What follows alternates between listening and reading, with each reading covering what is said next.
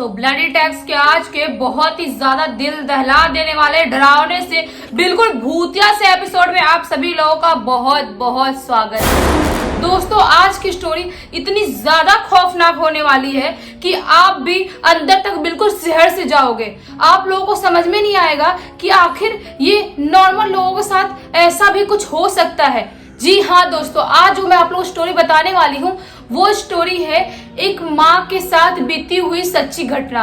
मतलब एक pregnant lady के साथ बीती हुई सच्ची घटना। वो औरत प्रेग्नेंट थी और उसके साथ ऐसा क्या क्या हुआ जो उसके बच्चे और उसके जान पर बात बन आई थी। अगर वो सब कुछ आप लोगों को जानना है तो आप लोग बने रहिए अंत तक। दोस्तों, ये स्टोरी मुझे इंस्टाग्राम पे काम्या ने लिख के भेजा था। उसकी मम्मी के साथ बीती हुई सच्ची घटना है ये। 2018 में बीती हुई सच्ची घटना है। आखिर आगे हुआ क्या था आप लोग अभी जानेंगे। जब 2018 में काम्या की मम्मी प्रेग्नेंट थी तब उनके साथ ये खौफनाक वाकया हुआ था। तो चलिए स्टोरी की शुरुआत करते हैं। एक्चुअली होता क्या है, काम्या की एक छोटी बहन थी और काम्या थी और उसकी मम्मी प्रेग्नेंट थी। बट उसके डैड एडवोकेट थे जिसकी वजह से उनको अलग अलग शहर में जाना पड़ता था। कभी चंडीगढ़, कभी दिल्ली, कभी लखनऊ, कभी ओडिशा, ऐसे अलग अलग जगहों पर उनको जाना पड़ता था। तो इसलिए 3 दिन के लिए 4 दिन के लिए वो जाया करते थे वीक में। तो वो लोग वो टाइम पे काम्या और उसकी फैमिली वाले लोग अकेले रहा करते थे।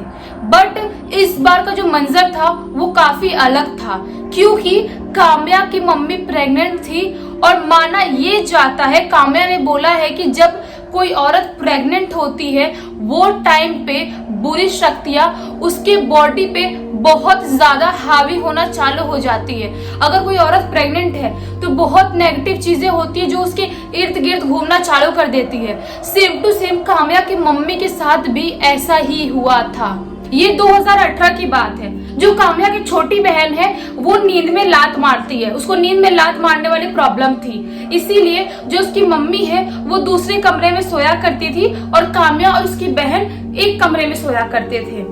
एक्चुअली उस दिन हुआ क्या, एक दिन काम्या की मम्मी अपने ही कमरे में सो रही थी। उनको अचानक से रात के 1-2 बजे करीब किसी की बहुत जोर जोर से चिल्लाने की आवाज आने लगी।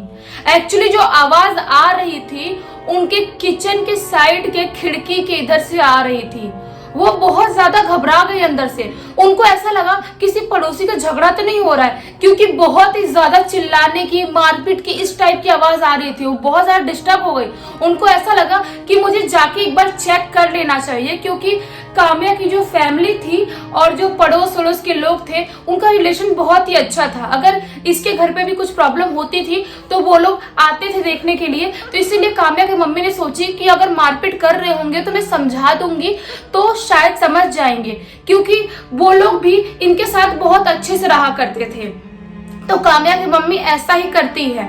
वो धीरे धीरे चल के किचन के इधर जाती है और देखती है कि कौन है जो इतने रात में ऐसे लड़ाई कर रहा है किचन के इधर बाहर रोड पे निकल के। तो जब वो जाके देखती है तो वहां पे कोई भी नहीं होता है। वो सोचती है कि ऐसे कैसे कोई भी नहीं, अभी तो बहुत जोर जोर से चिल्लाने की आवाज आ रही थी, लोग बहुत ज्यादा लड़ाई कर रहे थे। तो वो वापस अपने कमरे में आ जाती। वो सोचती कि शायद झगड़ा हो भी रहा होगा तो अभी सॉल्व कर लिए होंगे जो भी मैटर होगा। तो वो आके वापस सोने की कोशिश करती है, लेकिन जब उनको सोए हुए सिर्फ 2 मिनट ही होते हैं कि उनको अचानक से वापस से वैसे ही जोर जोर से चिल्लाने की आवाज आने लगती है। सोचती क्या प्रॉब्लम है, आखिर अभी तो सब कुछ शॉर्ट आउट हो गया था, अभी अभी ऐसा क्या हो गया कि वापस से लड़ाई करने लगे। तो वापस से जाती है, विंडो की इधर देखती है तो वहां पे कोई भी नहीं। इस बार वो थोड़ी शॉक्ड हो जाती है कि ऐसे मुझे आवाज आता है और जब मैं आवाज के पीछे जाती हूँ तो मुझे कुछ दिखाई नहीं देता है। ये सब क्या चल रहा है, क्या हो रहा है यहाँ पे। वापस से वो अपने कमरे में आती है और कमरे में आके सोने की कोशिश करने लगती है। लेकिन उनके आने के 1 मिनट बाद ही उनको और बहुत ही ज्यादा जोर जोर से आवाज आनी चालू हो जाती है। लेकिन जो इस बार की आवाज थी वो बिल्कुल भी नॉर्मल नहीं थी। इस बार आवाज में एक बहुत ही ज्यादा भयानक बेस था। मतलब आवाज का जो चिल्लाने का तरीका था वो बहुत ही ज्यादा भयानक था। वो ये सुन के बहुत ज्यादा घबरा जाती हैं कि इतनी भयानक, इतनी दर्दनाक आवाज में कौन चिल्ला रहा है आखिर। वो समझ जाती है कि नहीं, कुछ तो गड़बड़ चल रहा है यहाँ पे। और क्या गड़बड़ चल रहा है मुझे उससे कोई भी मतलब नहीं है, क्योंकि काम्या के पापा घर पे नहीं थे। वो सोचती है एक तो मैं प्रेग्नेंट हुआ और मैं अकेले हूँ, अभी मैं क्या कर सकती हूँ। इतनी ज्यादा डर जाती है कि उनके बाजू के टेबल पे गोपाल जी का फोटो रखा रहता है, एक मूर्ति होती है लड्डू गोपाल की मूर्ति इतनी छोटी सी, वो उठाती है और उठा के अपने हाथ में ले लेती है और हाथ में लिए लिए उनको नींद लग जाता है और वो वहीं पे सो जाती हैं। क्योंकि उसके घर पे एक छोटे से लड्डू गोपाल को काम्या की मम्मी हमेशा अपने साथ रखती थी और उनकी पूजा आराधना करती थी। तो ऐसे ही सुबह हो जाता है और काम्या की मम्मी उसके पापा से बात कर रही होती है फोन में कि ऐसा ऐसा कुछ चल रहा है, आखिर क्या चल रहा है, ये मुझे कुछ समझ में नहीं आया, मुझे बहुत ज्यादा डर लग गया। तो काम्या के पापा ने बोले कि एक काम करो, तुम जो लड्डू गोपाल है उनको ही साथ में लेके सोया करो, सिर्फ 2 दिन की तो बात है, मैं वापस आ जाऊंगा जल्दी से ही, फिर सब कुछ नॉर्मल हो जाएगा और कुछ टाइम तक मैं काम नहीं लूंगा, हम लोग साथ में रहेंगे। लेकिन काम्या वहीं पे बाजू में सो रही होती है, उसके रूम में उसकी मम्मी बात कर रही होती है तो, और वो सब कुछ सुन लेती है। वो बहुत ज्यादा अंदर से घबरा जाती है कि मम्मी के साथ ऐसे प्रॉब्लम क्या हो रहा है। और इसके बाद जो हुआ ना, आप सोच भी नहीं सकते। दूसरी रात काम्या की मम्मी अपने कमरे में सो रही थी, उनको अचानक से उनकी आंख खुली और ऐसा लगा कि उनके कमरे में कोई चल रहा है और कोई वॉक कर रहा है। ये जो फीलिंग थी ना उनको जो आई थी, वो बहुत ज्यादा घबरा जाती है, क्योंकि वो ब्लैंकेट से ओढ़ के सो रही होती है, लेकिन वो फील कर पाती है कि कमरे में कुछ तो एक्टिविटी हो रही है जो मैं समझ नहीं पा रही हूँ, आखिर ये सब क्या हो रहा है। लेकिन एक घड़ी वो सोचती है कि कहीं काम्या तो नहीं आई है, एक बार मैं चादर उठा के देखूं तो सही। वो जब चादर उठा के देखती है तो कमरे में कोई भी नहीं होता है। ये जो फीलिंग थी उसके बाद वो बहुत ज्यादा घबरा जाती हैं। वो उनको समझ में नहीं आता है कि आखिर मैं करूँ तो करूँ क्या। वो जो लड्डू गोपाल थे उनको साथ में लेके सोने की कोशिश करती है, लेकिन उनको ऐसा लगता है कि किचन से कुछ बर्तन की आवाज आ रही है, किसी के चलने की एक्टिविटी हो रही है, किसी के खुसफुसाने की बात करने की एक्टिविटी हो रही है। वो बहुत ज्यादा घबरा जाती है, उनको समझ में नहीं आता है कि मैं उठ के जाऊं देखने या नहीं जाऊं। लेकिन वो सोचती है कि मुझे नहीं जाना चाहिए, क्योंकि मेरे बच्चे की भी बात है यहाँ पे, मेरे जान की बात नहीं, मेरे बच्चे की जान पे भी बन आ सकती है अगर कुछ ऐसी प्रॉब्लम रही तो, इसीलिए वो उठ के नहीं जाती है। लेकिन आप लोग यकीन नहीं करोगे उनकी ये रात तो कैसे भी निकल जाती है, लेकिन जो उनकी तीसरी रात होती है, जिस रात उसके पापा आने वाले रहते हैं, उस रात काम्या की मम्मी आराम से सो रही होती है।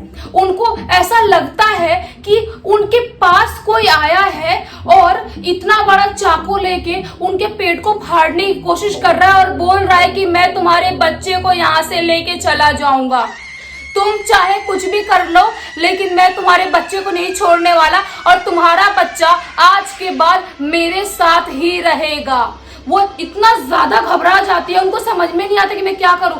वो कोशिश करती है, उस जो चीज थी जो दिख रहा था वो बहुत ही ज्यादा भयानक था, उसका जो चेहरा था वो इतना ज्यादा भयानक था कि आप इमेजिन भी नहीं कर सकते। वो इतनी ज्यादा घबरा जाती है कि अचानक से उनकी आंख खुलती है और देखती है कि ये तो मेरा सपना था। उसके बाद उनको बिल्कुल भी नींद नहीं आती है। वो इतनी ज्यादा घबराई हुई थी कि उनका सिर दुखने लगता है, उनको समझ में नहीं आता है कि मैं क्या करूं। लेकिन वो सोचती है कि चलो 6-7 बजे तक मॉर्निंग में काम्या के पापा तो आ ही जाएंगे, उसके बाद जो भी रहेगा मैं मैनेज कर लूंगी, हैंडल कर लूंगी। कुछ घंटों की तो बात है। उनका जब आंख खुला था वो टाइम पे 2 बज रहा था। उनको समझ में नहीं आता कि मैं क्या करूं, नींद भी नहीं आ रही है। उसके बाद से उनको अजीब सा फील होने लगता है, अंदर से बहुत नेगेटिविटी लगने लगती है।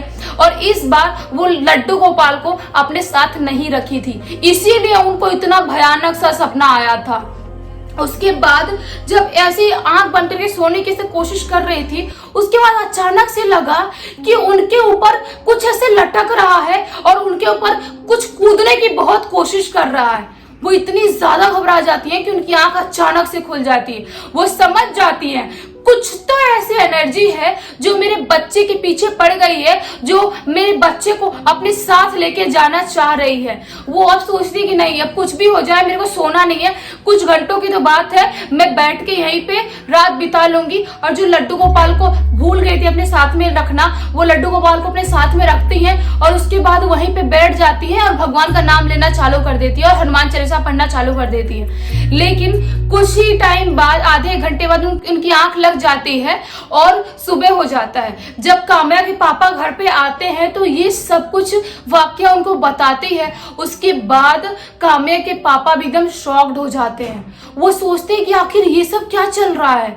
ये सब मतलब मुझे अब शायद जो भी काम है उसको रोक देना चाहिए और मुझे कुछ महीनों तक, जितने 1-2 महीने बचे हैं, इसका मतलब काम्या की मम्मी का ख्याल रखना चाहिए और मुझे यहीं पे घर पे रहना चाहिए। उसके बाद से काम्या की मम्मी अपने साथ एक चाकू हमेशा लेके रखने लगी, अपने तकिया के नीचे भी लेके सोती थी और कहीं पर भी वॉक करने जाती थी तो चाकू लेके जाती थी। हमारे यहाँ भी माना जाता है कि जब प्रेग्नेंट औरतें रहती है ना तो उनके पीछे ऐसी बुरी शक्तियां लग जाती है, इसीलिए कभी भी प्रेग्नेंट औरत लोग जो होते हैं वो रात में अकेले कहीं पे नहीं जाते हैं, और जाएंगे भी अगर वॉशरूम वगैरह भी जाना, अगर वॉशरूम भी जाना है तो चाकू लेके ही जाते हैं, क्योंकि वो टाइम पे उनके अंदर 2-2 जान पनप रही होती है। एक तो अंदर बच्चा रहता है पेट में, एक तो वो रहती है। तो जो नेगेटिव चीजें होती है, जो गंदी शक्तियां होती हैं, वो जल्दी हावी होती है बॉडी पे।